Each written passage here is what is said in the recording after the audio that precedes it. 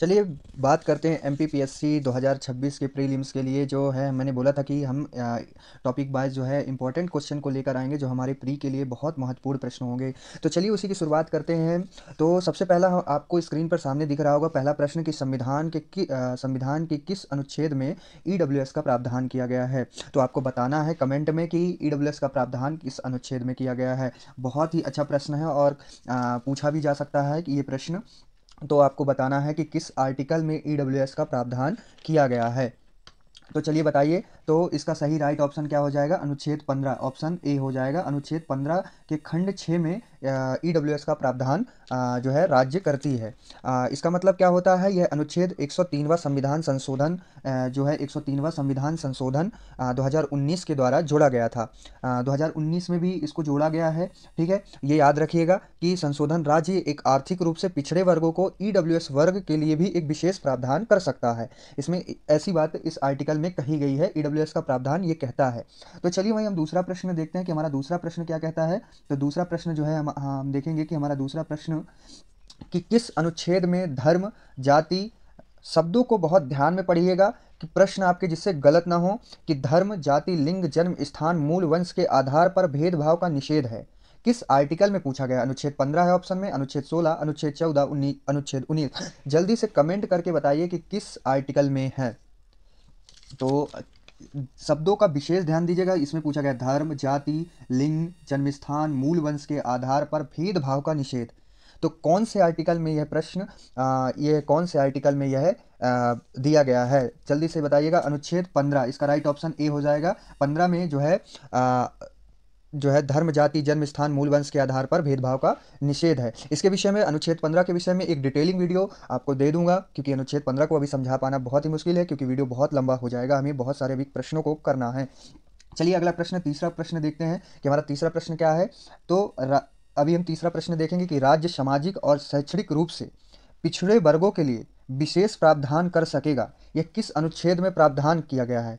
तो ये पिछले लिखा है, यहाँ पे जो है पिछड़े होगा। ठीक है, उसको सही कर लीजिएगा। पिछड़े वर्ग होंगे जो वर्ग के लिए विशेष प्रावधान कर सकता है, जिसको हम आरक्षण बोलते हैं।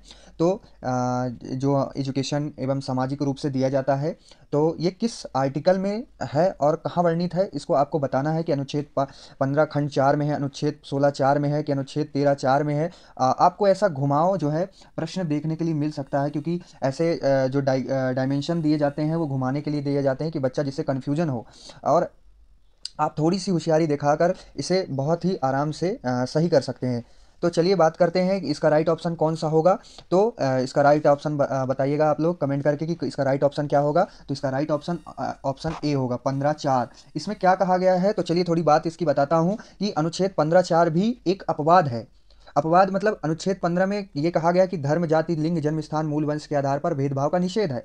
तो वो अनुच्छेद 15 के लिए ही बात कर रहा है कि राज्य सामाजिक और शैक्षणिक रूप से पिछड़े वर्गों के लिए विशेष प्रावधान कर सकेगा, जिसे अनुच्छेद 15 का उल्लंघन नहीं माना जाएगा, क्योंकि अनुच्छेद 15 एक ये कहता है कि राज्य को यह आदेश देता है कि राज्य केवल धर्म जाति लिंग जन्म स्थान और मूल वंश के आधार पर किसी भी नागरिक के साथ भेदभाव नहीं करेगा। उल्लेखनीय है कि यह भेदभाव केवल उपरोक्त आधार पर नहीं होगा, अन्य आधार पर भेदभाव किया जा सकेगा। तो अनुच्छेद जो है 15 एक ये कहता है, और वहीं अनुच्छेद 15 4 दूसरी वाक्यांश की बात कर रहा है। तो चलिए अगले क्वेश्चन को देखते हैं, क्योंकि हमको वीडियो को बहुत लंबा नहीं करना है, क्योंकि अगर मैं ऐसे ही पूरी डिटेल से बताता रहूँगा तो वीडियो बहुत लंबा हो जाएगा। चलिए अगला क्वेश्चन देखते हैं। हमारा अगला क्वेश्चन, चौथा क्वेश्चन कौन सा है? तो हाँ, चौथा प्रश्न क्या कह रहा है? तो चौथा प्रश्न हमें विधि के समक्ष समानता की बात करता है और कौन से अनुच्छेद में यह वर्णित है, ऐसा पूछ रहा है। आपको पूरी डायमेंशन नहीं दी गई है, क्योंकि घुमाने के लिए डायमेंशन नहीं दी जाती है। आपको बताना है कि विधि के समक्ष समानता की बात करता है कौन सा अनुच्छेद। विधि के समक्ष समानता की बात कौन सा अनुच्छेद करता है? जल्दी से जवाब दीजिएगा कि कौन सा अनुच्छेद करता है। अनुच्छेद, इसका राइट ऑप्शन सी हो जाएगा, अनुच्छेद 14। विधि के समक्ष प्रत्येक व्यक्ति को विधि के समक्ष समता प्राप्त होगी, किंतु राज्य विधियों के समान संरक्षण भी लागू कर सकेगा, यह ऐसी बात करता है। इनकी पूरी डिटेलिंग वीडियो हम बनाएंगे, जिससे आप पूरी समझ जाएंगे बातों को। अभी सबसे पहले हमारा प्रयास ये है कि हमको प्रीलिम्स पहले क्लियर करना है। ठीक है, तो अगला क्वेश्चन हम देखेंगे कि अगला क्वेश्चन हमारा पांचवा क्वेश्चन क्या है कि अन्य विधियों से मूल अधिकार का संरक्षण कौन सा अनुच्छेद करता है। बहुत अच्छा प्रश्न है ये, और संविधान का सबसे महत्वपूर्ण आर्टिकल 32 के बाद जो है ये दूसरा जो है जो प्रश्न पूछा गया है बहुत महत्वपूर्ण है। मैं बताऊंगा इसकी डिटेलिंग अभी थोड़ा। सबसे पहले आप कमेंट में बताइए कि ये जो है अन्य विधियों से मूल अधिकार का संरक्षण कौन सा अनुच्छेद करता है। चलिए बताइएगा कि कौन सा अनुच्छेद करता है। अनुच्छेद 15, अनुच्छेद 16, अनुच्छेद 14, अनुच्छेद 13। इसका राइट ऑप्शन डी हो जाएगा, अनुच्छेद 13 करता है।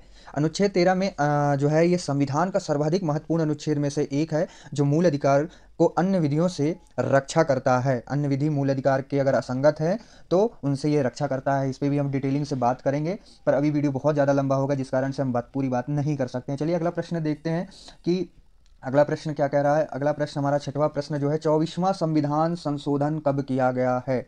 24वां संविधान संशोधन के विषय में पूछ रहा है। 24वां संविधान संशोधन आप बताइए 1972, 1974, 1971, 1973। कमेंट में इसका जो है सभी उत्तरों का जवाब देते जाइएगा कि 24वां संविधान संशोधन कब किया गया है। 24वां संविधान संशोधन 24वां संविधान संशोधन के विषय में पूछा गया है। चलिए बताइए कि 24वां संविधान संशोधन कब किया गया है। इसका राइट ऑप्शन क्या होगा और इसमें क्या जोड़ा गया था, इसके विषय में मैं बताऊंगा कि 24वां संविधान संशोधन कब किया गया था। चलिए इसका राइट ऑप्शन सी हो जाएगा, 1971। 1971 में इसको किया गया था। अनुच्छेद जो है ये 13 के खंड 4 में वर्णित है और इसके अंतर्गत विधि में संविधान संशोधन को शामिल नहीं किया जाएगा। ये 24वां संविधान संशोधन 1971 के द्वारा जोड़ा गया था। चलिए अगला प्रश्न हमारा 7वां प्रश्न जो है वो आएगा, प्रथम संविधान संशोधन कब किया गया था। बहुत महत्वपूर्ण प्रश्न है और कई बार पूछे गए हैं और आने का चांस भी है कि प्रथम संविधान संशोधन कब किया गया था। बताइएगा प्रथम संविधान संशोधन कब किया गया था। प्रथम संविधान संशोधन के विषय में पूछा जा रहा है। चलिए इसका राइट ऑप्शन बताइएगा क्या होगा। तो चलिए इसका बात करते हैं कि ये जो प्रथम संविधान संशोधन कब किया गया था और क्यों किया गया था, इसके विषय में पूरी डिटेलिंग वीडियो बनाएंगे तब पता ही चलेगा। पर अभी हमको ये बताइए कि प्रथम संविधान संशोधन कब किया गया था। तो इसका राइट ऑप्शन ऑप्शन बी हो जाएगा। इसका राइट ऑप्शन जो है क्या हो जाएगा, ऑप्शन बी हम देखेंगे। 1951 में किया गया था। जो है एक मामले के अंतर्गत है जो आरक्षण संबंधी मामला ही है। इसके विषय में पूरी कहानी पे बात करेंगे नेक्स्ट वीडियो पर। चलिए 8वें प्रश्न की बात करते हैं। 8वां प्रश्न क्या कह रहा है हमारा। 8वां प्रश्न बताइएगा। 8वां, प्रस्तावना को संविधान की आत्मा किसने कहा है। बहुत ही इंपॉर्टेंट प्रश्न है कि प्रस्तावना को संविधान की आत्मा किसने कहा है। बहुत ही महत्वपूर्ण प्रश्न है, आने का चांस बहुत ज़्यादा बनता है। पंडित ठाकुरदास भार्गव, अनंत पालकीवाला ने, विंस्टन चर्चिल ने, बाबू जगजीवन राम ने। बताइएगा कमेंट में इसका आंसर कि क्या होगा।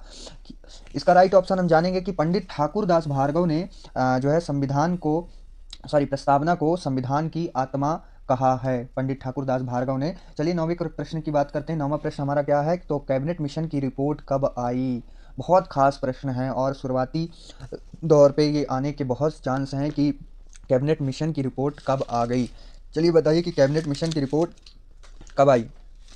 कैबिनेट मिशन की रिपोर्ट बताइए कमेंट करके जल्द से जल्द कि मई 1946 में जो है मार्च 1946 में, अप्रैल 1946 में कि सितंबर 1946 में कैबिनेट मिशन की रिपोर्ट कब आती है। तो इसका राइट ऑप्शन जो क्या हो जाएगा, इसका राइट ऑप्शन हमको देखने के लिए मिल जाएगा, ऑप्शन ए हो जाएगा, मई 1946 में आती है। ठीक है, 1946 में ये आता है। ठीक है, 10वां क्वेश्चन क्या है, अंतरिम सरकार का गठन कब हुआ। बहुत खास प्रश्न है और इंपॉर्टेंट भी है, आने का चांस बन रहा है। अंतरिम सरकार का गठन कब हुआ है। अंतरिम सरकार का गठन कब हुआ है। अंतरिम सरकार का गठन पूछा जा रहा है, जल्दी से बताइएगा। अंतरिम सरकार का गठन जो है कब हुआ। इसका राइट ऑप्शन 2 सितंबर 1946 को 1946 में हुआ था। चलिए अगला question and last question. Last question क्या है, तो कैबिनेट मिशन कब आया। कैबिनेट मिशन कब आया। तो 24 मई 1946 को आया, 25 मार्च 1946 को आया, 11 अप्रैल 1946 को कि 22 सितंबर 1946 का। इसका राइट ऑप्शन क्या होगा। तो ऑप्शन में बताइएगा कि इसका राइट ऑप्शन क्या हो जाएगा। तो इसका राइट ऑप्शन हम जानने का प्रयास करेंगे आप लोगों से। तो इसकी राइट ऑप्शन जो है इसमें थोड़ा सा मिस है क्योंकि कैबिनेट मिशन जो ये प्रिंट हुआ है, ये जो 25 मार्च है ये 24 मार्च होगा। ये 24 मार्च जो है इसका राइट ऑप्शन होगा। यहाँ पे मिस हो चुका है ये वाला ऑप्शन, ऑप्शन बी सही होगा। इसमें 24 मार्च 1946 कर लीजिएगा इसको।